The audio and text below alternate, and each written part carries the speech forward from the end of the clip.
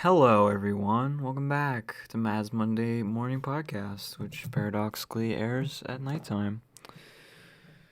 I've returned. I've returned from the depths of hell. I've come back. I've come back. My semester is over. It's over. It's ended. Finally, after all this time. We're back. We're here. I haven't uploaded anything in 2 weeks, basically. Particularly simply because of the fact that it's been this long finishing my schoolwork for this last semester, which is only my 4th semester in college. If you don't count the winter term class I took this year as well. But, yeah.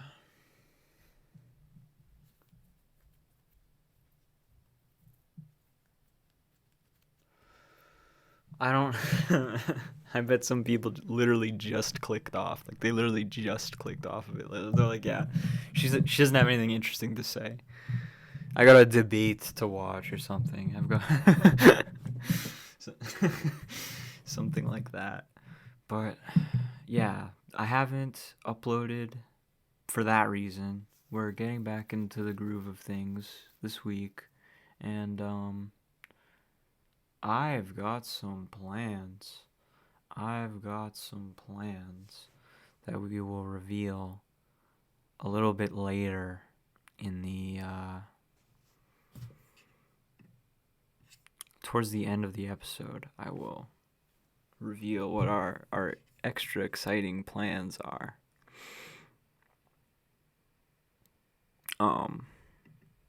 But yeah, I was just checking the audio stuff. Whatever. It's cool how there's like an inbuilt app on these MacBooks you can do that with. You can just like fiddle with the audio settings and stuff like that. But yeah, yeah.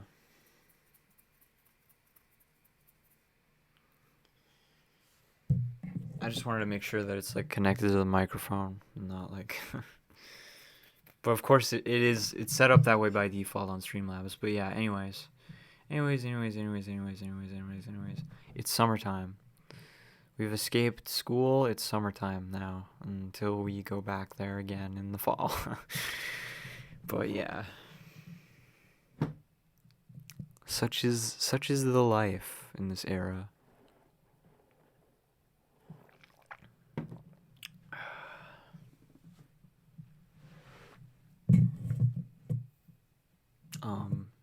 I don't have like a great fucking extendable fucking scroll list of topics to cover. Besides, I just wanted to talk about I just wanted to address specifically one thing about how sometimes on this show I will just start talking about random stupid basically I get a lot of content out of just talking about other content creators.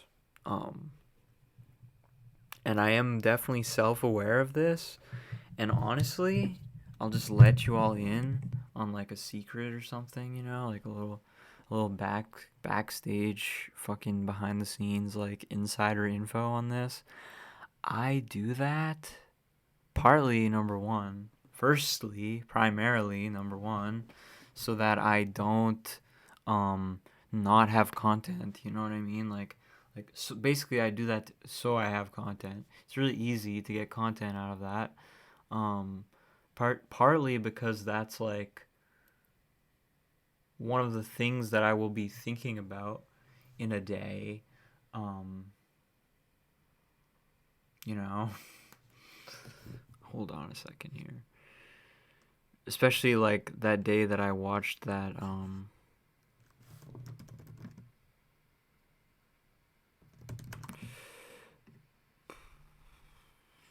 that debate with Mel and Vosh, for example. But yeah.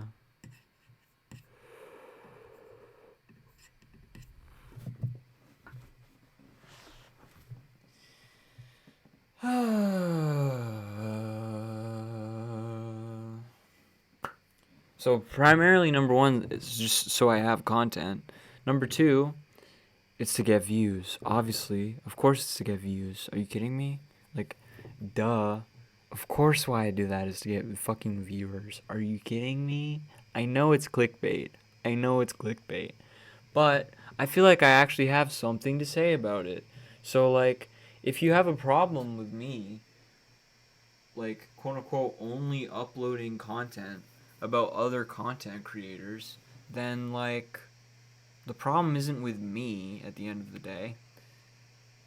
The problem is more. Oh shit. Did I just fuck up my lipstick? I think I did, kind of. But the problem isn't really with me. The problem is with the medium. It's literally with the platform. It's literally with the platform. But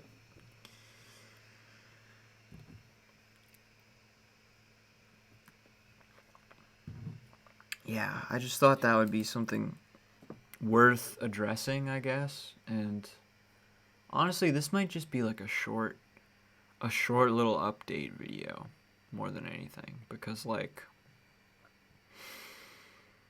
I don't really have much to say. Like you stop podcasting for a little while and it's like, okay, now what? Like the camera's on, the mic is on, the mic is hot. I have no fucking clue what to talk about. Like I legitimately don't know what to talk about right now.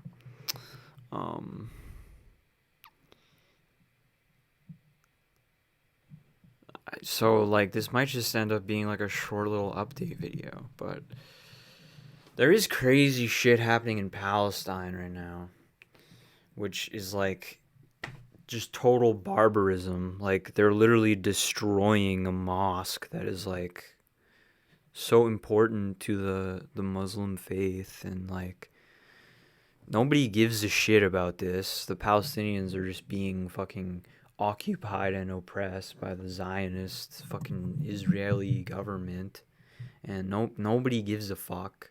It's literally like barbaric.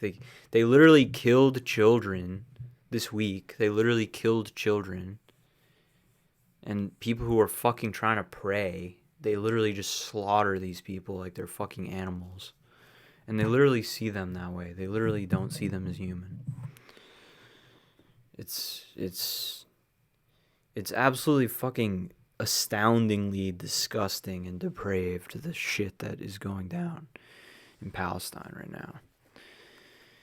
And you will hear stupid takes from people who are trying to, and like media interests who are trying to equivocate and be like, oh, it's a clash, as if this is somehow some kind of equal situation, some kind of equal exchange and arrangement of force, when clearly from the beginning of this whole land problem, which is a mild way of putting the situation, like it was never that. It was always a situation of like the Israelis are oppressing and fucking invading, basically settling on the Palestinian land. So you can't really make it out to be like, oh, this is some kind of equal conflict, because it's like, no, you have one group that's like an occupying group that is basically conducting like what is analogous to like a South African apartheid state type government on these people.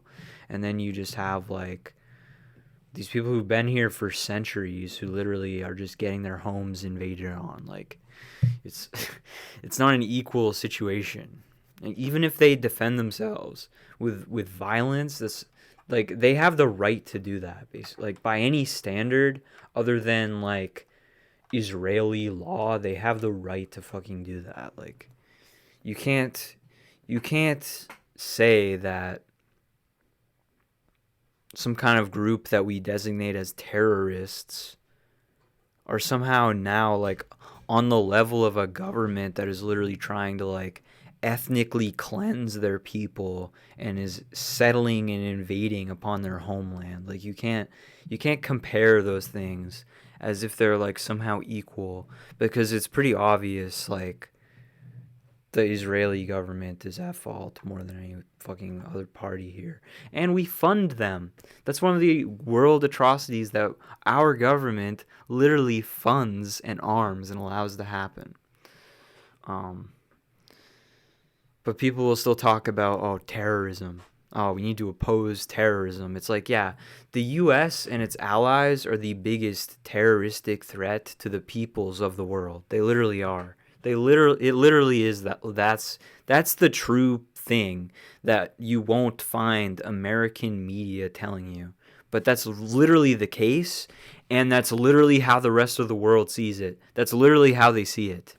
But in your like in the liberal like crypto white supremacist mindset, they will say that these people are just like stupid or something. When the reality of the situation is our government has been bombing them for years, and there's no recompense. There's no like there's no end to it. It's literally just the hungry imperialist war machine that we somehow feel the need to keep feeding. Like I live in one of these towns where it's like a shitty, poor, like stuck in the past, like manufacturing town, kind of like that. Like there's one like industry center where like most people work, and then other than that there's like stores and stuff, but at this point, like my parents will tell me about like, or like even my older relatives would tell me about like there used to be like stores on the streets and stuff like that were like local and stuff, and now it's basically all like chain chain stores and like monopoly stores and stuff. And the mill that's like the center of it has literally been bought. It's funny, they've been bought by a Chinese company, so it's very like globalism is here. But like I say all of this to lay the groundwork of like this is the type of place where like I grew up around kids who like wanted to be like soldiers in the US military, and I always found it like totally insane because it's like, do you know what they do? Like, do you have any idea what it actually means like on a global geopolitical like historical scale? Do you have any idea what the people of the world think of our military? Like, do you have any awareness of the fact that we literally will parade around as if we own the world and like invade countries that didn't attack us at all, and just like topple leaders that people democratically elect, and then instantiate our own puppet dictators into their government to then run like a fascist government there? Like that's what happened in Chile in the fucking 1970s. That's what happened there. It's like, and we do the same thing like all across the world. Like we literally invaded Libya for no reason and killed Gaddafi because we were afraid of his like breaking off from the petrodollar and everything like that, and all of those stories and all these governments that we literally destroy. And now Libya has slave markets where they're literally selling human beings that weren't there before we came in and fucked it up. And then they'll tell you it's about democracy. They will literally, these apologists for imperialist war crimes will tell you that it's about democracy, and it's about like defending and spreading democracy to these oppressed nations, when really we don't give a fuck about democracy at all. We don't give a fuck about democracy at all, because the second a country that doesn't see things in our unipolar supremacist perspective elects a leader in their own form of democracy, we kill that person. We don't give a fuck about democracy whatsoever. We care about our hegemony and our money. That's what it's about. It's literally about that. It's literally about that. But people will still say, oh, we should stay in Afghanistan. Oh, it's like, no, you don't understand what's actually happening. You don't understand that there's no good reason for that. There's no good reason for that beyond the funding of the people who are already running the system and lining their pockets further. It's like people have no clue people, I don't know what it is. I don't know what it is. But part of it is literally like on YouTube and like on the online left. Here we go. I'm literally going back into these criticisms. For some reason, it's popular to see things in the neoliberal mindset. For some reason, it's popular to see things in the framework of like, oh, this is the line that they'll give you whenever you people will literally, like, I saw Xander Hall literally calling people dumb fucks because they don't support American imperialism. It's like, what kind of mental gymnastics are you gonna pull to justify this shit that we do?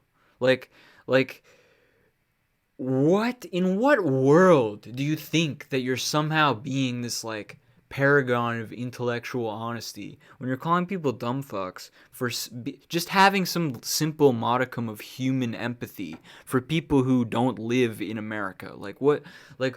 What do you think you're doing that isn't just being a mouthpiece for the most powerful people on earth to continue trampling over the peoples and the cultures of the world for the sake of money? What else do you think you're doing when you say this shit?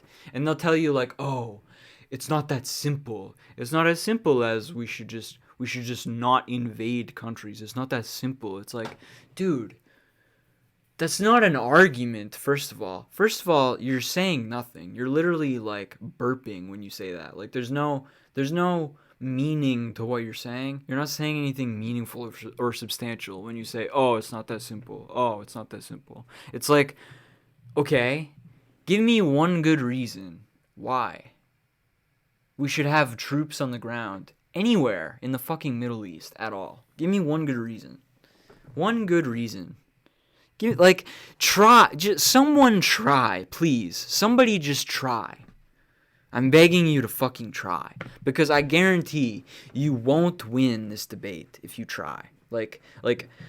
I literally want to have these types of conversations. I want to have more debates with people. I want to debate DGGers. I want to debate Destiny fans. I want to debate neoliberals. I want to debate fucking medicalist trans people. I want to debate, I literally want to debate these people. I want to debate fucking neocons. And, literally people on the internet who unironically identify as the most hated political group ever on the history of the planet. Fucking neoconservatives. Literally people who wear that as a badge of honor. Yes, I love war crimes. I love war. I love slaughtering people. I love giving people fucking trauma that they will live with forever. I love it. I love it. I love it. I love bombing innocents. I love it. These fucking people who they plaster it on their face. I'm pro-imperialist. I literally have seen people calling themselves pro-imperialist. Pro-imperialist. Proudly. They're proud of that. Oh, I'm proud of that. Oh, my God. It's insane. You have to understand. You have to understand that it rings a certain level of insanity to people who actually have, any kind of, basic human decency. It actually does. What? How can you justify this? I want to have debates with these people. I want to figure it out because it's what are you talking about when you make these claims like this? It doesn't make sense. It doesn't make any fucking sense. And if you actually want to maintain U.S. global, American unipolar hegemony over the world, why? What? Give me why would you want that? What? Do you not understand that, first of all, do you not understand that if you think of things on, a scale of time, it looks like China as a geopolitical power is going to overtake the U.S. as the main global power. So no matter how you slice it, the U.S. empire is going down. It's in decline. And I don't think it makes any sense to have any other reaction to that fact than just being comfortable with that. okay, good. It's probably a good thing. Like, who gives a shit? Like, what? Why do you care? Why do you care so much? Why whenever we come down into this level of like individual moralizing as a substitute for politics with actual power behind them, it always becomes some kind of ideological justification and reinforcement of the powers that be in reality. Like if you even question the neoliberal consensus of like academic circles in America, you will get accused of being fascist adjacent. It's so disconnected from reality how these like internet liberals and sockdems will just accuse, like, if you hear somebody saying like, yeah, I'm pretty sure there's a bias towards like in American business and economic education institutions, there's probably a bias towards being pro capitalism and being like economically right wing. If you say that simple point, which is just undeniable, they'll call you a Nazi. And when it's like, well, like, what are you talking? Oh, you're being anti-intellectual. It's like there's not only intellectualism isn't just the institution itself. Like they think that everything is just this big powerful institution or else it's nothing, and it's like that's not how it works at all. You can do intellectual work on your fucking own. Like, what do you like? Intellectualism isn't just the institutionalized version of it. It's not just the ruling intellectuals in a Gramscian sense. Like, we should be skeptical of the ruling intellectuals. At the very least, we should be skeptical of the ruling intellectuals. In an ideal world, we would be cultivating the fucking proletarian intellectualism against it in a form of counter hegemony. But even that can be co-opted into the fucking capitalist institution of education. And here's the problem. Here's the thing. Here's one of the greatest lessons, one of the great points and observations delineated by Foucault himself. Literally, what do we mean when we talk about knowledge being power?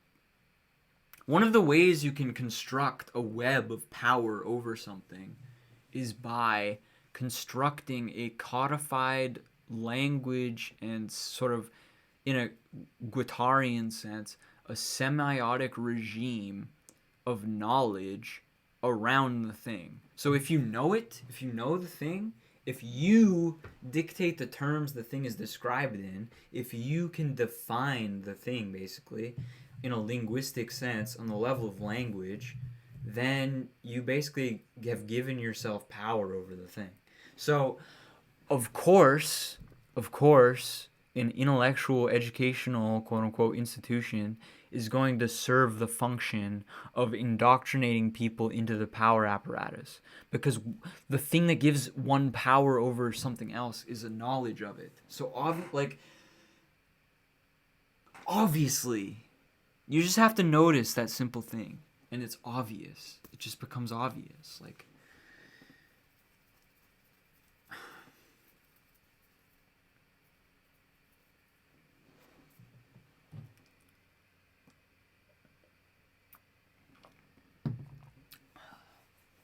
I don't know why this is so hard for, like, people who only get their politics from online, like, debate streamers to understand these things. Because it's real shit. It's real.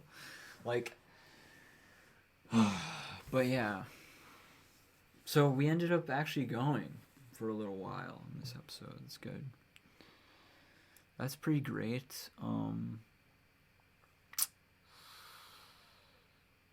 But that's my rant. That's my rant about imperialism, I guess. I got a lot of reading to do this summer, and then possibly will stream soon.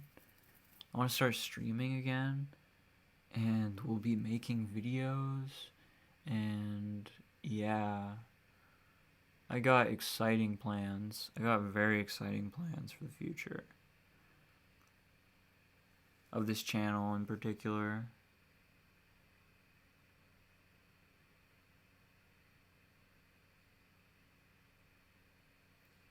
Um, but more recently, or like more, hold on, let me actually like focus on talking and like find what I'm trying to say.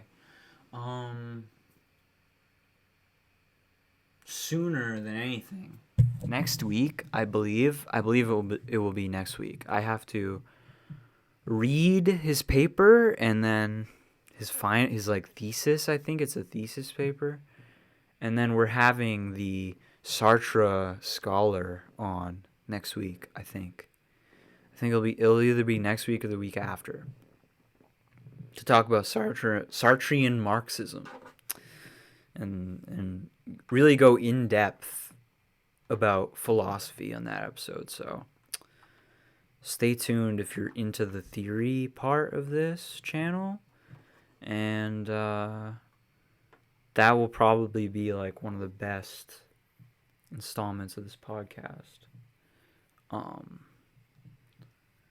It will be so based too. I have a feeling. And he said it related. I don't mean to tease like too much, but he said that it related to the Zoomer Nation debate that I had over like human nature and social institutions, and where basically our conversation was basically like, my Zoomer Nation debate was basically like a chicken or the egg kind of debate of like, is this a natural thing about human beings, or is it a thing that we keep reifying